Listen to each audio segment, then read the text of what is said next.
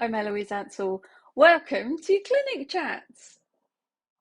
This week on Clinic Chats, I want to talk about grief and how grief can kind of hold us back and stop us moving forward in life. Grief is a really cornerstone of who we are. I know it sounds like a weird statement, but the way I've always looked at it, grief is technically about loss. It's letting go. When we hear the word grief, we quite often think about the grief we go through when we lose a loved one or a pet or someone that we're really close to. And it's painful when we're in grief. There's waves of grief that come over us, and you can go for a few days and you're like, oh, I'm okay, I think I'm over it, and then bang, you're going to get that next layer. So grief over losing loved ones is a pretty potent emotion to have in your system. And it isn't just that type of grief that we're processing, because grief is about letting go. So the way I see it is, in every single moment, we're letting go of the last moment if we're working healthily. So we're kind of constantly letting go, clearing each moment. And grief enables us to let go of the old to make way for the new. That is what it's about. So if we're not letting go, we will start to hold on to stuff. And so if you have problems with your colon, maybe you're a bit backed up, it could be grief. In Chinese medicine, the lungs and the colon work together as a team. So when we're grieving, especially if you've lost a loved one, you will quite often get a chest or lung infection or something along those lines to help you process and clear the grief. And the colon can also kind of play a part in that as well. So these are the kind of common areas of the body that we can have problems with after we lose people. And I see this all the time in clinic. Someone loses someone close to them, they get a chest infection, or the digestive system gets a bit bunged up. It's quite a common thing. And I've seen it in my own life as well. I lost someone very dear to me back in November and December. I had a really nasty chest infection. It didn't knock me out for too long, but it was a bit annoying. And I knew I was just processing the grief of losing my friend. It was like textbook case. And I was like, well, let's get on with this, clear it, So we can really, get knocked out by grief. But we've got this daily grief going on in the background of loss, like letting go of yesterday to make way for something else. So grief came up in a session this week in clinic, and it I looked at it in a slightly different way again, and I thought, well, maybe we'll bring this up and talk about it here, because what was happening was their grief was really holding them back. So when we're not able to move forward with grief, it's the process of letting go of the old to make way for the new. If we're stuck in grief, it kind of pulls us backwards. So we lose a loved one, and heartbreaking as it is, we don't want to accept that they've gone. So our mind constantly thinks that they're still there. And that can mean that we quite often will kind of live in the past in a way in our heads or energetically. And that can cause us problems because we're not moving forward. Now, that is a natural thing to happen. Sometimes we lose a pet and we come home and we expect them to be there, and the reality that they've gone kicks in, and it's like, oh, like we're all, we can still expect them to be there. It's like, even years after someone's died, we sometimes go, oh, I haven't popped round to see so and so for a while, and you're like, oh, that's because they don't live there anymore and they're dead. But yeah, like it's funny how we get stuck in the past, and especially around grief. And it can be years before we free up all the layers and move forward. But when we get grief and we've lost someone dear to us, we don't want to let them go. And that need to still have them here kind of pulls us into the past.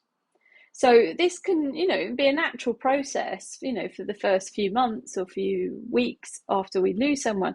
But when it's years later and we're still living in the past, we've still got kind of this need and we want this person to still be with us. That's really not healthy. We're not moving forward, we're not letting go, and we're not moving on. So it's natural that it can pull us into the past for a bit, but if we get stuck there, we can really get stuck. People lose people and they keep their home or that person's bedroom in their house just the way they left it because they don't want to change it. It can feel like dishonoring them, and it's not healthy. It's not. You probably go, Eloise, that isn't the same.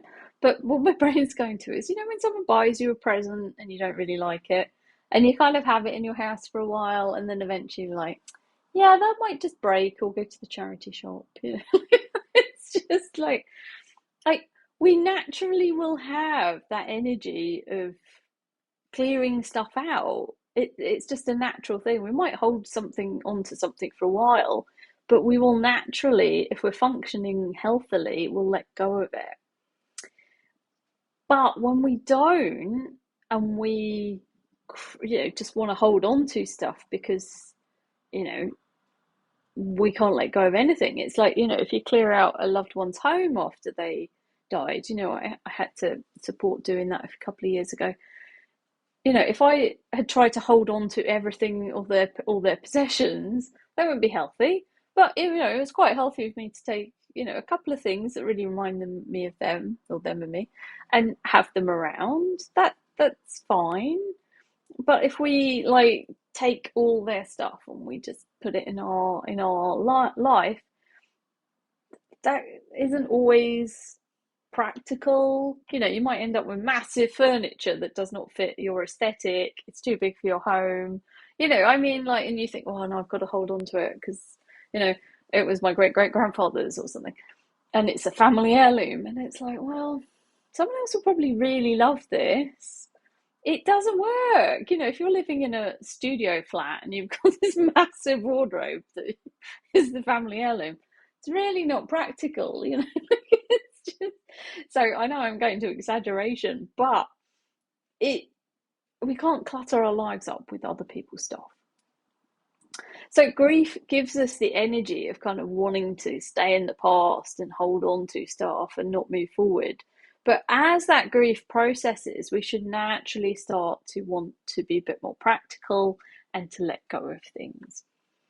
But if we feel ourselves getting stuck in the past and we're not moving on and we're still hoping that person is going to come into our life, you really do need some support to help move forward from there, because you can't stay there forever. You will, get lung colon issues and disease, and you may even pass from your grief. In Chinese medicine, what's the word? Brain's gone dead. Pneumonia. Pneumonia is when you have water on your lungs. And it's actually, in Chinese medicine, they talk about the fact that it's unexpressed tears. So if someone leaves us and we don't process the grief, we don't shed the tears and clear it, we will have the tears show up on the inside of the lungs. And you can pass from pneumonia. You can die from your own unprocessed grief around someone else dying. And if you have a family pattern of holding on to grief, it can be like a domino effect. I mean, I've seen it happen. It's really sad. It's like people just can't live without each other. They just can't move forward, and they just almost choose death in a way. It's like, I don't want to look at my grief. I'm gonna let this play out. This is a very chirpy topic. Sorry.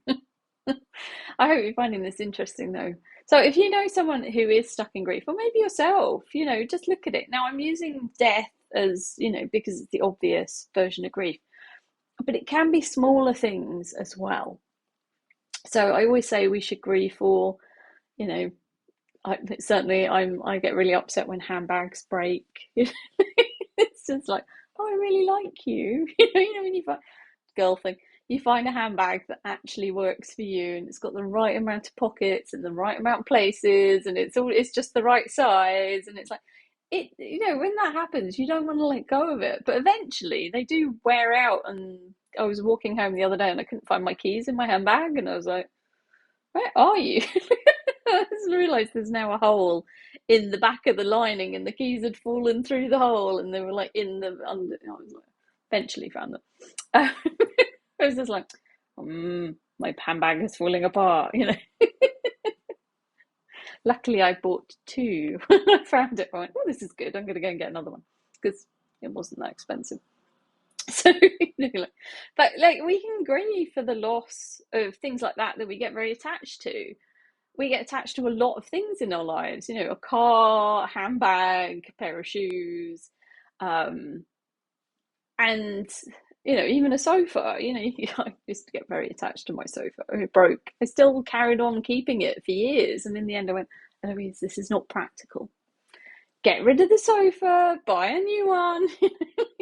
It's really interesting how we will hold on to stuff. It's incredible. So you may be someone who's really good at throwing stuff out and clearing and decluttering. If you're someone that's holding on to stuff, it is something to look at and work through, because there's probably some way that you're holding on to some grief or not letting go of something in order to move forward.